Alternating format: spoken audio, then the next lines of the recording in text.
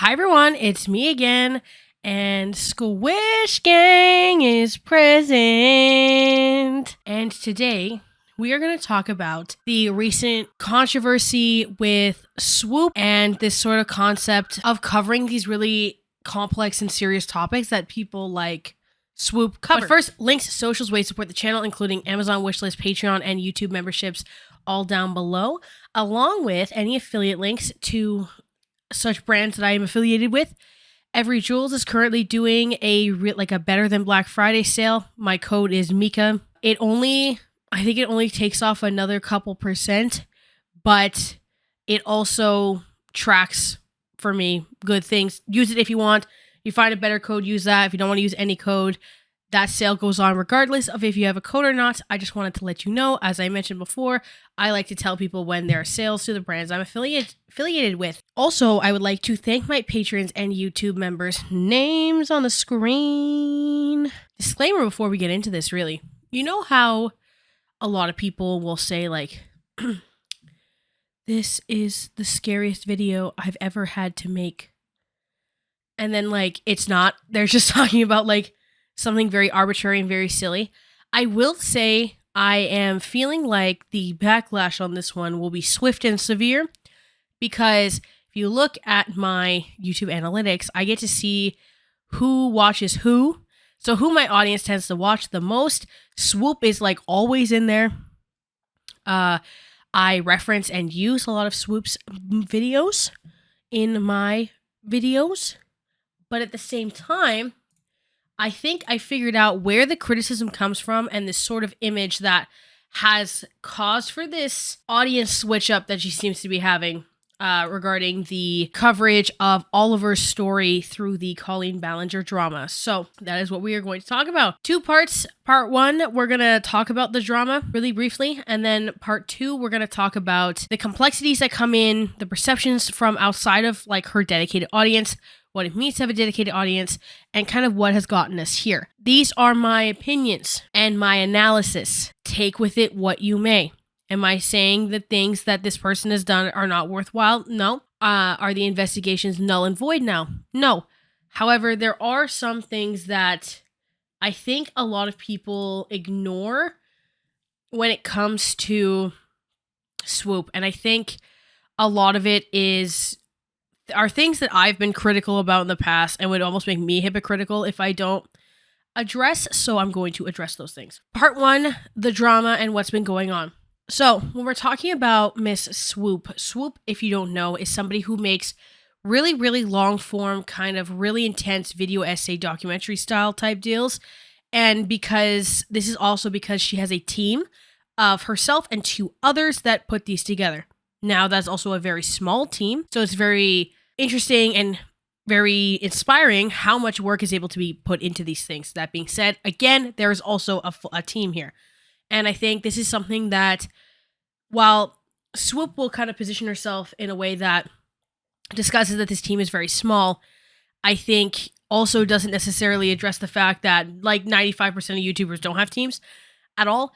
And I think she kind of shifted a lot of the paradigm of coverage of YouTube kind of scandals and drama and stuff, where it's placed people who don't have the resources that she has in a position of being forced to either be heavily scrutinized for a difference in quality, a difference in length, a difference in effort, a difference in time, compared to the videos that she makes. Mind you, I think a lot of people don't understand how much of a privilege it is to be thorough in the way that she is, because, for example, even if I had a team, I still have another job. This is not a full-time job for me. I don't make enough money. And a lot of these other types of issues that kind of make for a bit more complex process for me to put these videos together. For example, I've been up since 6 a.m. It is almost 5, and I got up, did my makeup. This is the same makeup from almost 12 hours ago. I proceeded to work in an internship unpaid from 7:30 to now. And then in like a few minutes after I'm done recording this, I'm going to have to teach for money. Then I'm going to edit this all night and hopefully put it out for tomorrow. and I didn't even have time to fully script it. I just put my bullet points of my thoughts, right? So this is an entirely different process. Is this a good thing or a bad thing? Not at all. However, this sort of paradigm shift that comes from Swoop's documentary style videos and the sort of serious tone and the team that's involved and all the kind of process that she makes, both puts pressure on people such as myself that do these kind of more serious analysis-based videos, but are unable, because of time, money, resources, and amongst other things, to be able to be as thorough as her. But if she slips up in any capacity that people believe is a slip up, then she will be quick to be scrutinized.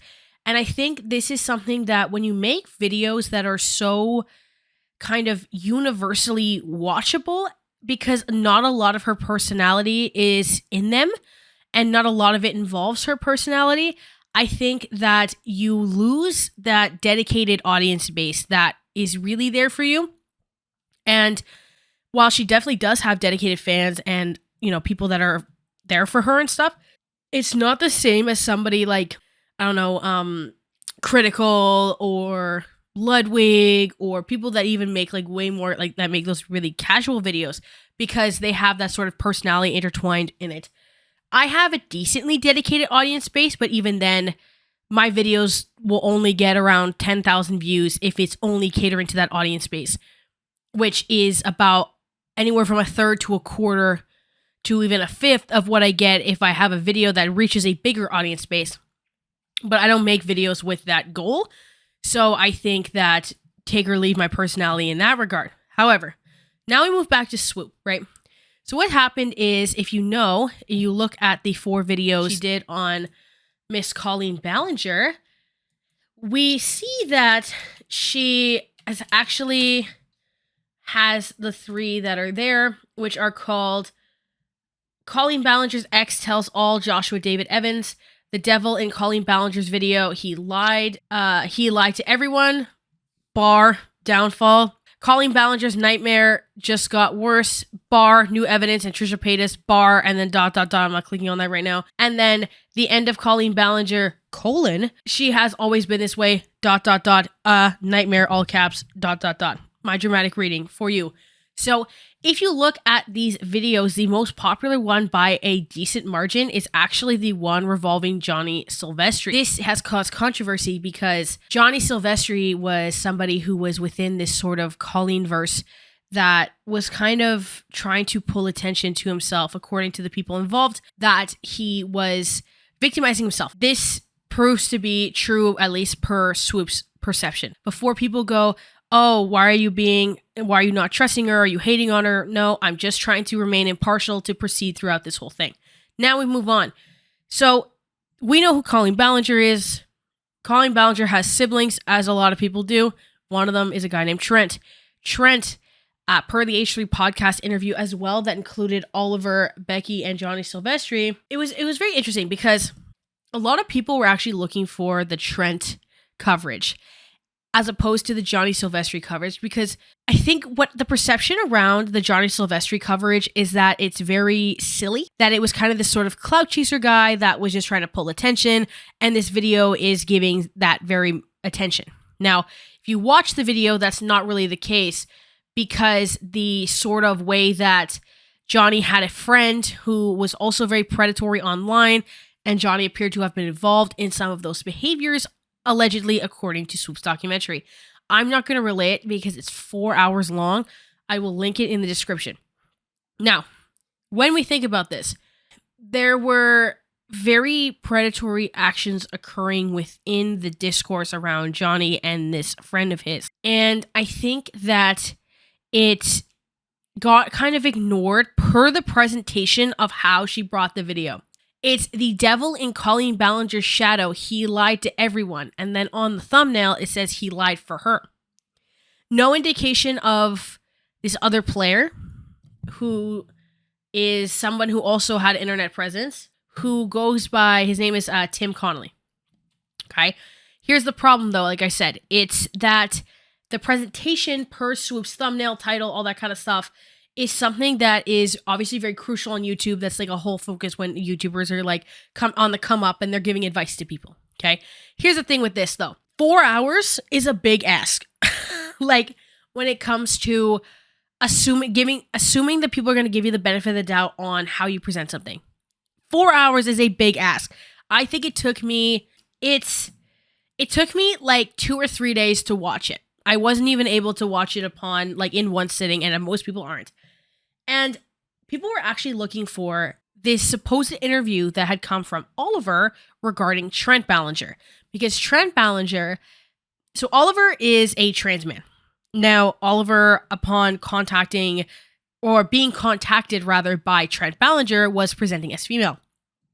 And this has caused a lot of tension within people reviewing and telling the story because Trent was legitimately texting a 13-year-old at the time presenting as a girl, things that were implicitly sexual to actually sexual, asking for like pictures, inappropriate images, and compromising positions. Now, when we're looking at this and we're reviewing it in comparison to the perception of Johnny Silvestri, then it seems like she's swayed to the person that was more kind of glamorized within the public perception. Johnny was someone who had started making videos, pushed forth an internet presence, was tweeting constantly, while Oliver was kind of laying low. So it starts to kind of give, and I'm not saying this is what it's done, but from the outside perception, it's giving, I'm going to position the person who is more publicly popular. Again, is that the right thing to? No. And I watched the video and it has really good evidence and is very thorough, as mentioned earlier. Again, though, you have to acknowledge that 4 hours is a big ask when we're talking about this sort of thing. Because again, per her thumbnail and per everything else,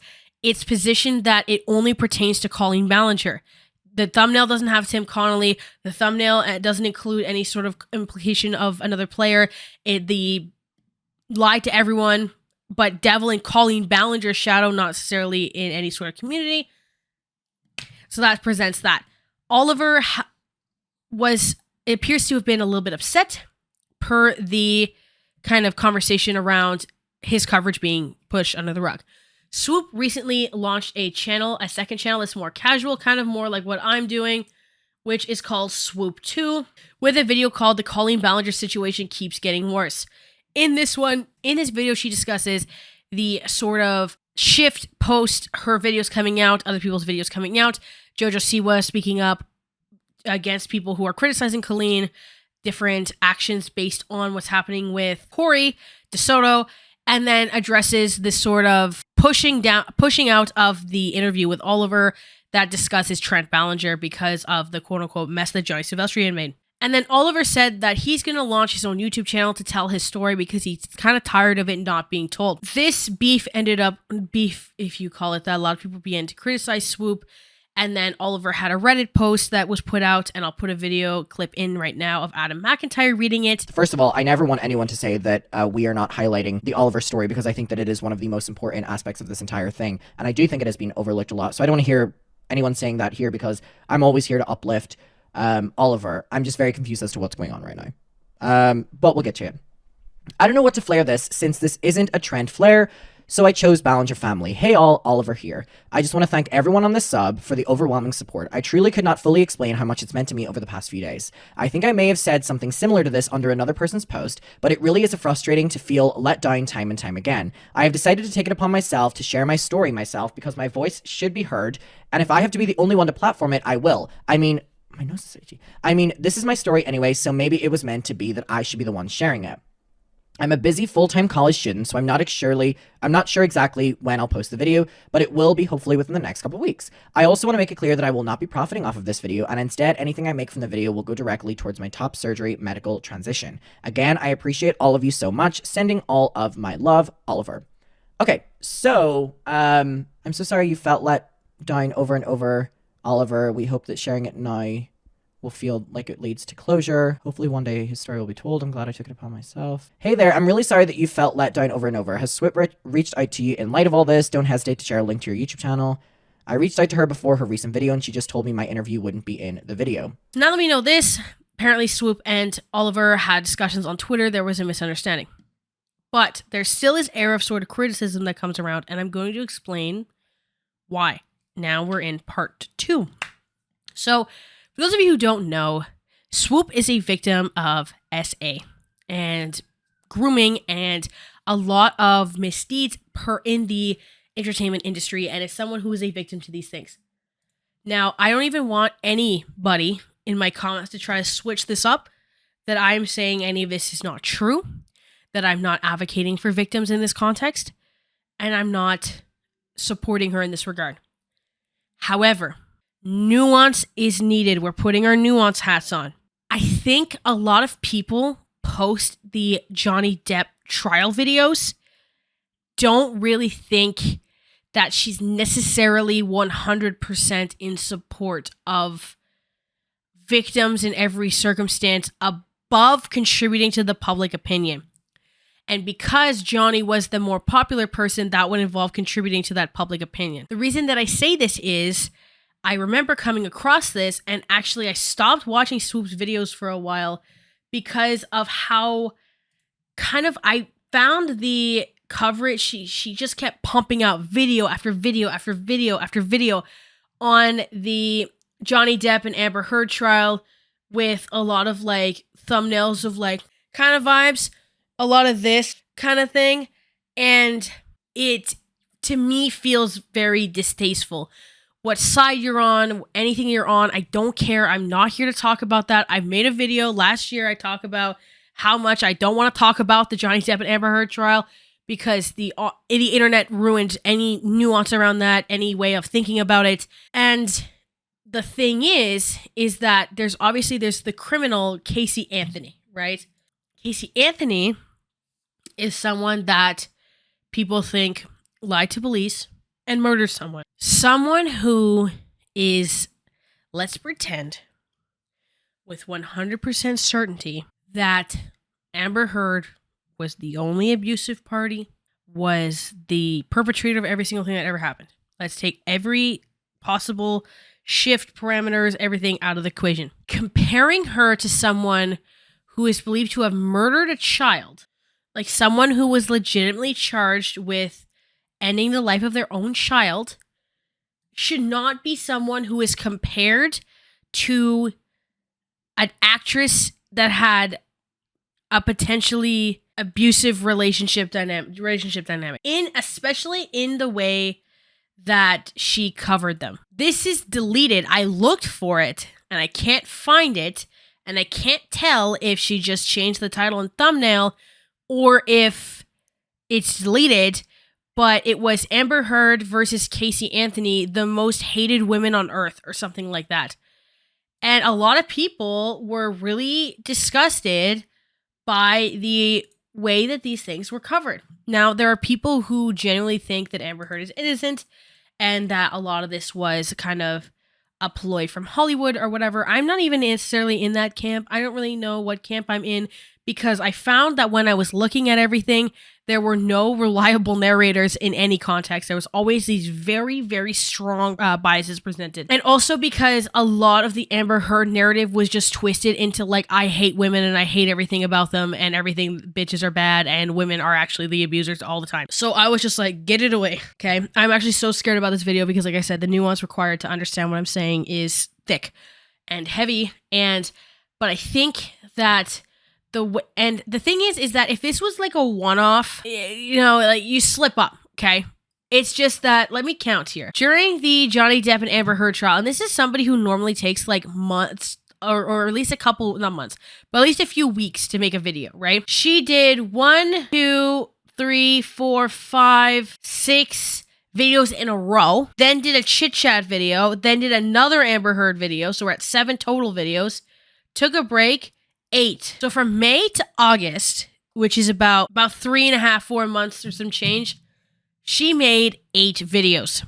So bi-weekly, we get an Amber Heard video, minimum, if that's proportionally distributed, which is not quite. And I think that the way that there has been a sort of scandalizing by Swoop in something that a lot of people have perceived to have been misconstrued by the structure of the media causes for this sort of decay in what I feel like is that sort of loyal audience that people are looking for.